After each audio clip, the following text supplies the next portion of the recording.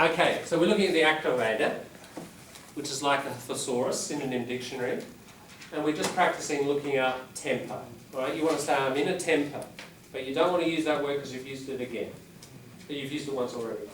So we go to the back of the book here. So it's Longman Activator.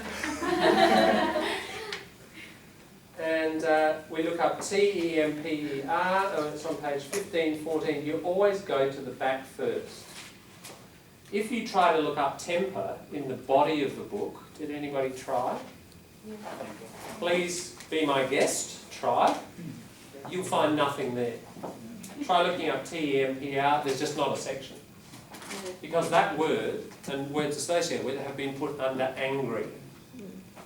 Right? That's why sometimes you can look up a word like, look, television, and it says see television radio. So sure, some of them match, but a lot of them don't. So don't waste your time by going into the middle first. You always go to the end, and notice, when we look up temper, it depends what we mean, doesn't it? If we're talking about controlling our temper, we have to go to control. So you really need to go into the index and look up and read all the section within temper and figure out exactly what you want to mean, and then and only then you go to the body. So let's now go to the body. Angry. What page was that on? 47. 47. 43, 44. Okay, now it did say section 6, didn't it? But I'm not going to go straight there. I think a really good idea, I think what I find with this book is, you go to section 6, you might be lucky, it might be the right one, but I think, again, my general strategy of a lot of things, getting an overview of a section of any task first, can often help you make better decisions. So we'll keep our eye on section 6, but we keep our eye on the others. We might find, language doesn't work perfectly like mechanically, does it? And we might find another section that's actually better for our purpose. Angry, all right? First section, I'll just read the headings. Feeling angry, and there's a whole lot of words for feeling angry. Over the page, 2. Feeling extremely angry, all right? And you might, like when you were writing, you mightn't have thought about, extremely angry, thinking, yeah, that's what I wanted. I was not just angry, I was extremely angry. Right, that's what I want, So do you see what I mean? If we just gone to section 6, you would have missed that. You would have missed that, and all the nice strong colour of those and flavour of those words you wouldn't have used. You might have used a softer word in section 6. Do you see what I mean by looking at the overview? You often make these lucky discoveries. There is a word for a lucky discovery. It's like when you go into a library and you're looking for book 571.6 H21, and you go there. But on the way, look at that. There's the history of Rome by that guy I read about 10 years ago. That's what I want, That sort of thing. And it happens a lot with dictionaries and these sorts of resources. Serendipity. Serendipity. Must be related to serene, like peaceful, happy, like, good, happy things happen sometimes just on the journey, don't they? So if you journey correctly and keep your eyes open, sometimes you get your best things. Even though you're heading there, the best thing's not actually at the destination, you find the best thing on the way. So this can happen a lot with this kind of work. So keep yourself open to serendipity. And one of the best ways is to get the overview of the whole section first. Okay, so feeling extremely angry. 3, angry for a short time. Maybe that's what you were wanting to say, but you didn't realise it. Again, it'll help you sometimes discover what you want to mean. 4, angry because something is unfair or wrong. 5, words for describing an angry meeting or an argument. So not so much for people, but for groups of people. 6, to get angry. There's some interesting slang in there. 7, to make someone angry. Different meaning, isn't it? If you're not talking about yourself, you're talking about causing anger. 8, interesting little development on number 7, to deliberately make somebody angry. A bit different from number 7, which is like well, it wasn't my fault. 9, making you angry. Something makes you angry. So that's like something. The thing that makes you angry. These are good adjectives for that. 10, to behave. The focus here is on the behaviour, not so much the emotion. Behaving in an angry way. 11, often behaving in an angry, unfriendly way. Right, if somebody does any behaviour often, that's kind of personality, isn't it? So we're getting more personality words here about character. 12, unfriendly and quiet because you are angry. Yeah, so not expressing it but boiling inside, but quiet.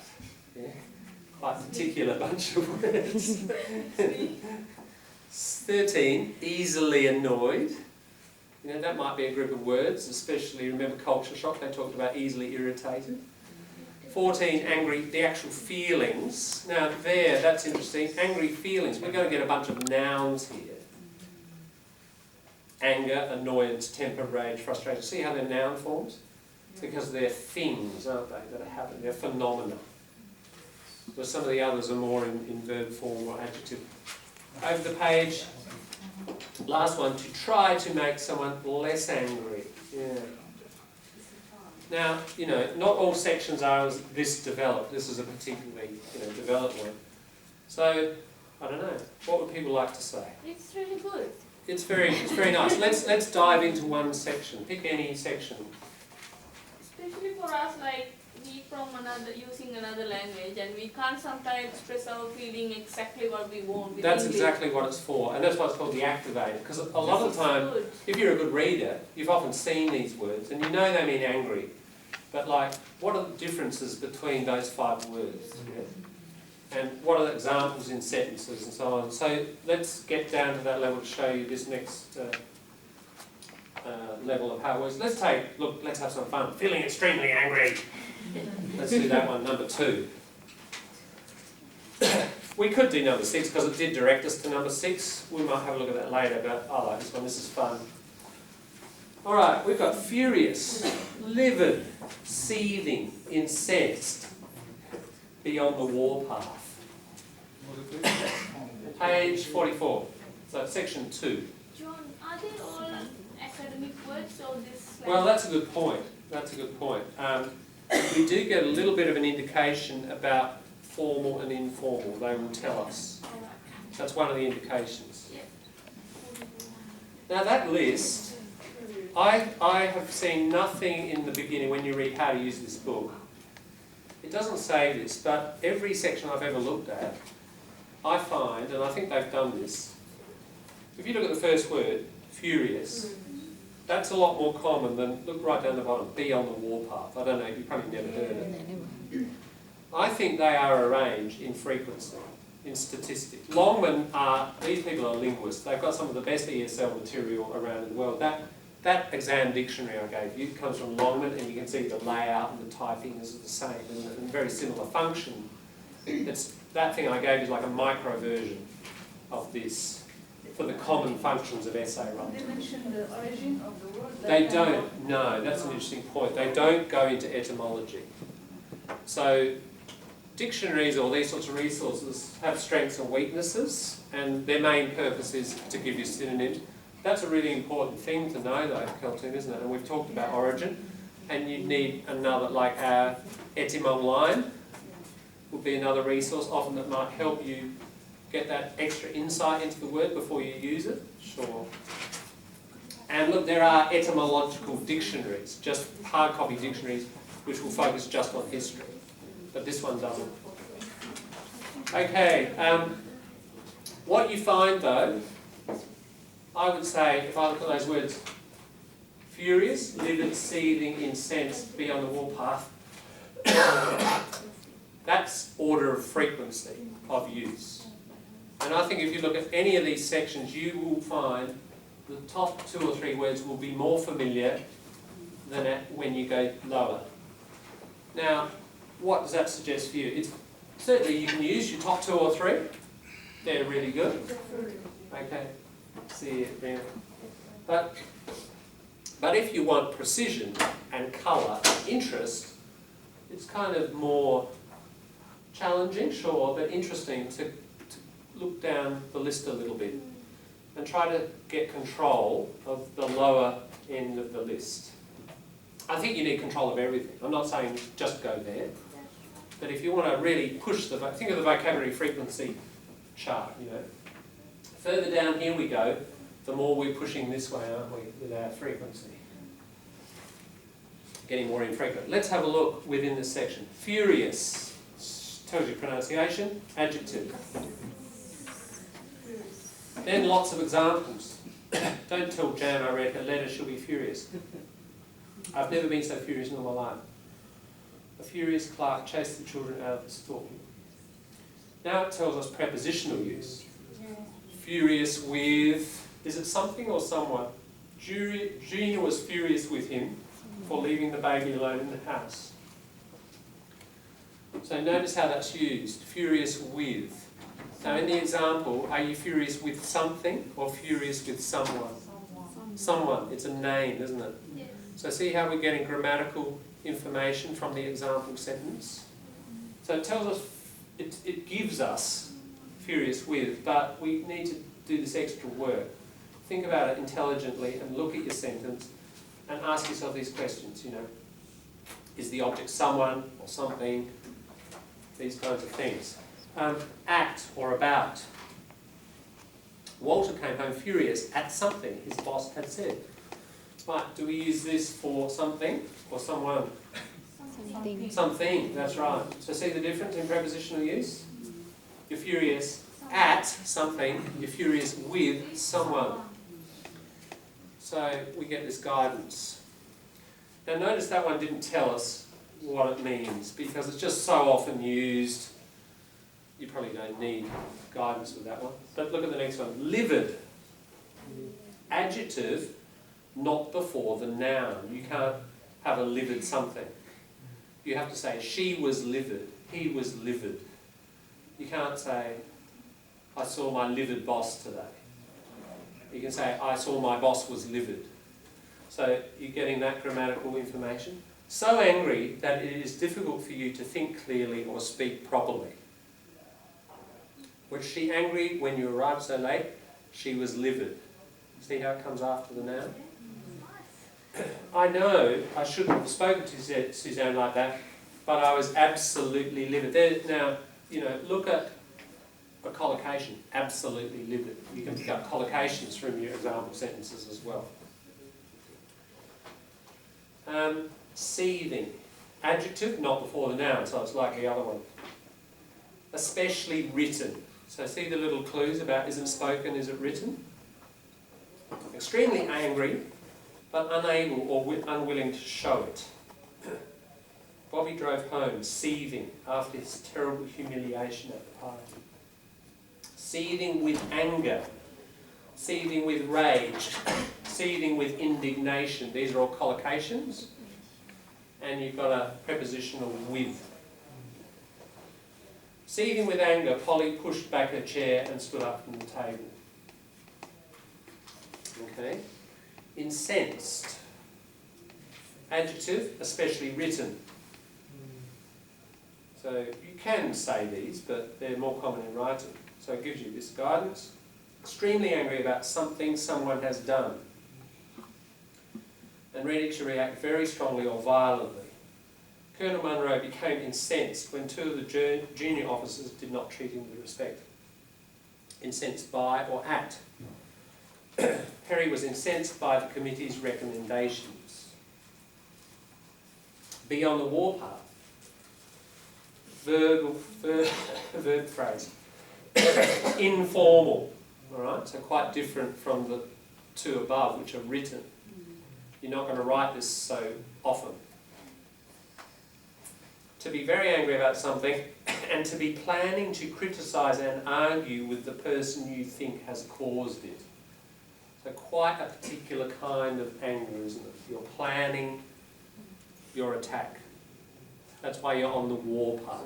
On the warpath, it's a word, historically, Europeans arrive in America and the native Indians attack, and when they're attacking the white fellas, they're on the warpath.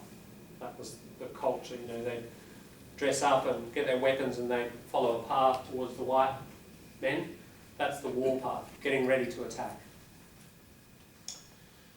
After 2 accidents in the same week outside the school, the Parents' Association is on the war path. Getting ready to criticise the school policy or the Minister of Transport or whatever. Yeah? What's that? Very hard to be on the war path.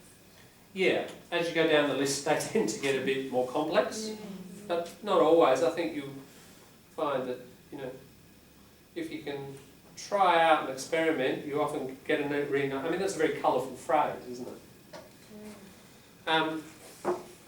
Not always, but often the colourful ones are less common, but you do get a colour. Why do you get a colour? Because there's a metaphor there, and it's come from this history, and somewhere in the back of the native speaker's mind is, yeah, pictures of, you know, American Indians with tomahawks and feathers, and, you know, that's colourful compared to the word furious, that just has no sort of colour there.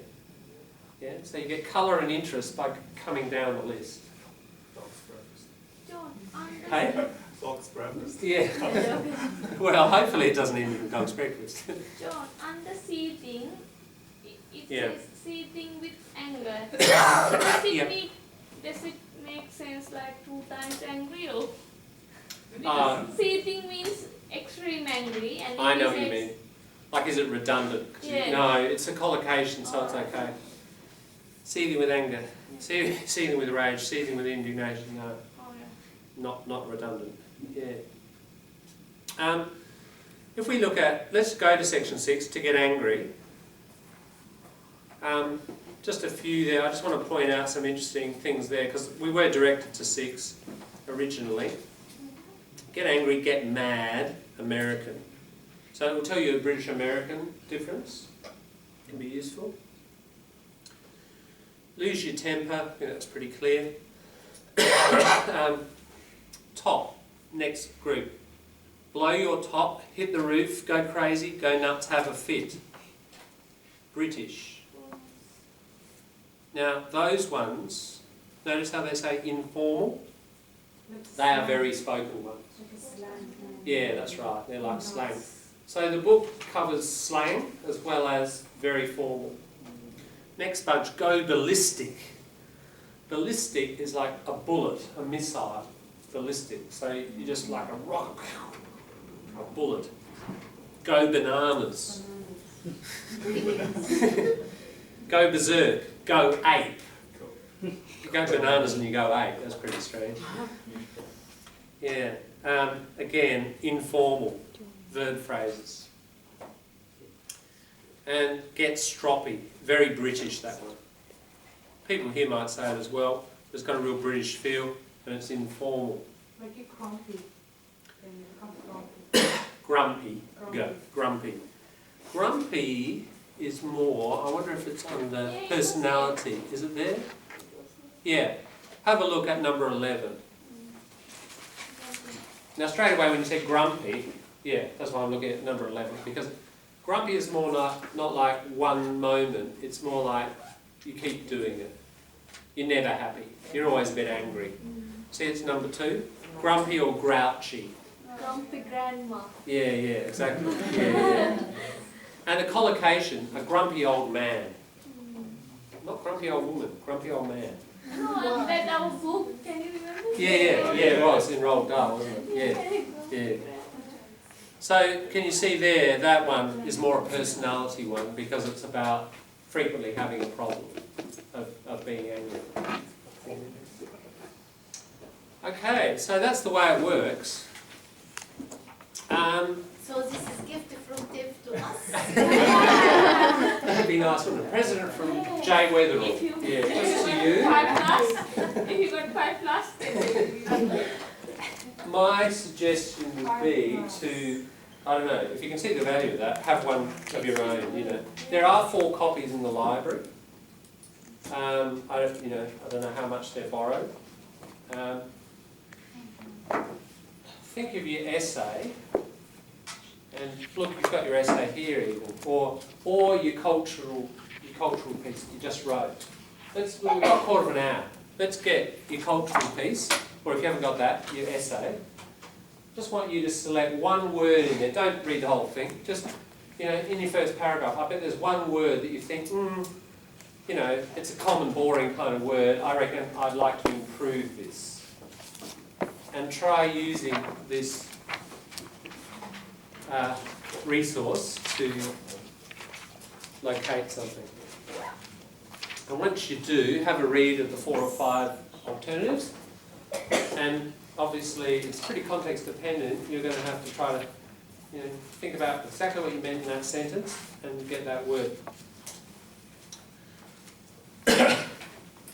One thing I would say about there's a limitation to this book, because each word is described quite carefully, and the book's only that big. It hasn't got every word in the language in it. It hasn't got as many as that, because that's just filled with single words, isn't it? No guidance. You've got a lot more words in Roger. So one small problem with this, 5 to 10% of the time, you can look a word up and you don't get anywhere. You run into a dead end. Either it's not in the index or it's not, there's no section for it.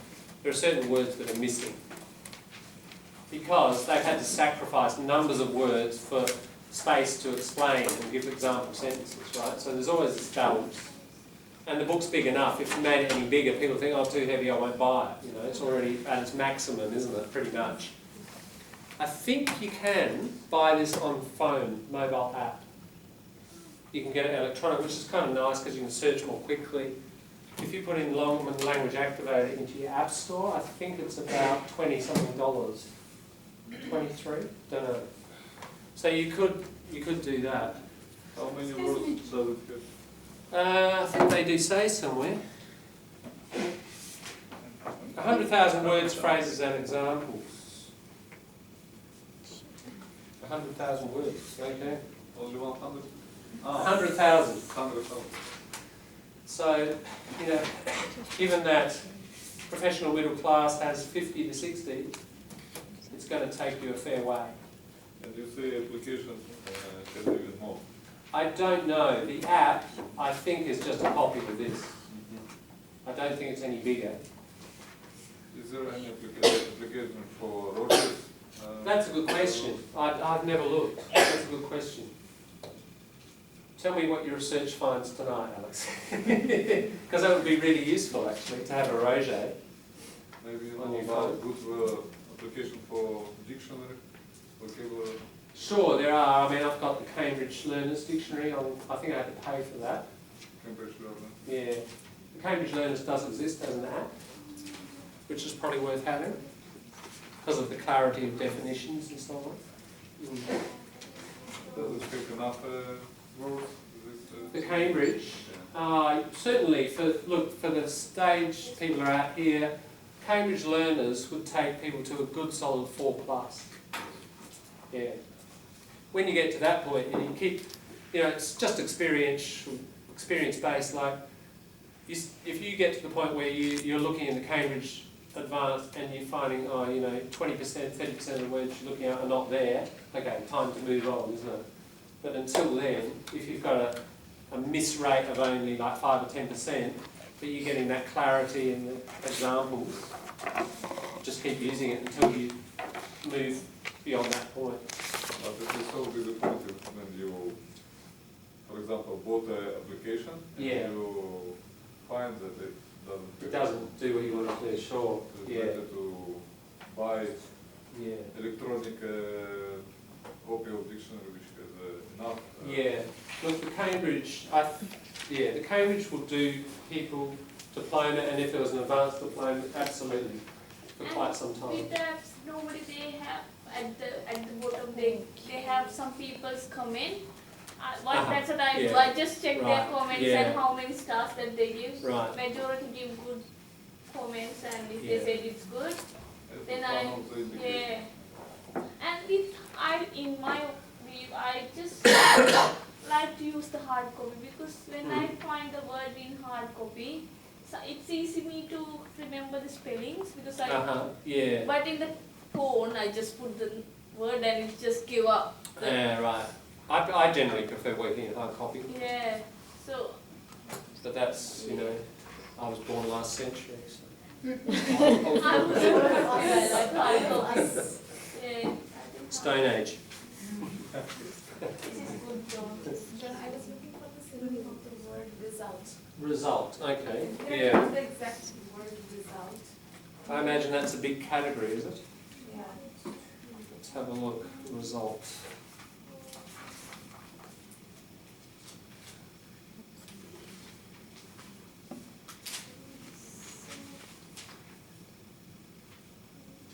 Result, okay, yeah. Now, see, yeah, it depends.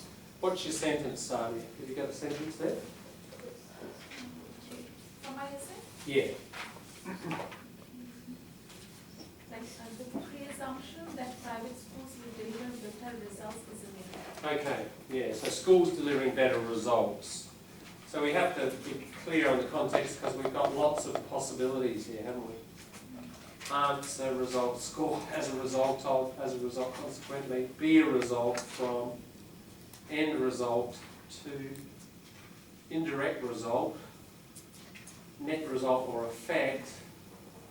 Say that the result is, okay, I think we're certainly in not answer and not score. Well, it could be score. Could be score. Let's keep score in mind. It's 986 page. Or, yeah, let's keep our eye on result and look end result. So it could be section 2 or net result, the final result effect. Result 2. I put my money on result 2, but I keep in my mind score 3 because that sort of use can kind of be about scores as well, can't it? Scores in year 12 or something. So let's go to result 2. What page was it, Devon? 988. 987. I think it's the number 4. When one thing happened because of another.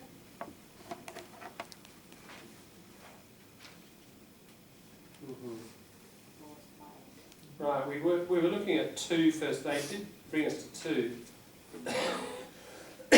Net result effect. Upshot.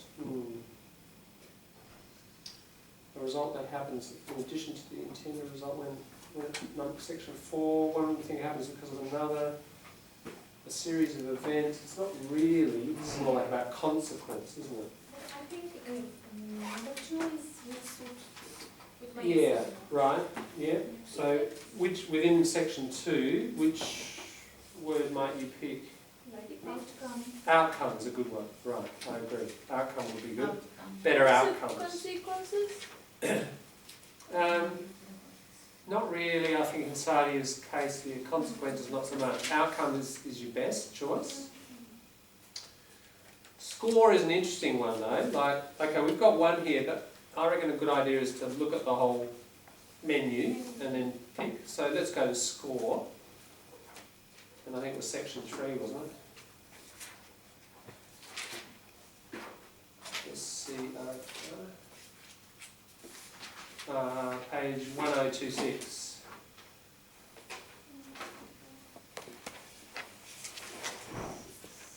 To get points, well, they're going to be a bunch of verbs, aren't they? Well, what, you know, it's good to think grammatically. Like, score, page 1026. First group, to get points. Well, that's a bunch of verbs, and we're really looking for a noun, so that's probably not going to work. 2, when 2 teams or players have the same score, we're not really thinking about that. 3, the points scored in a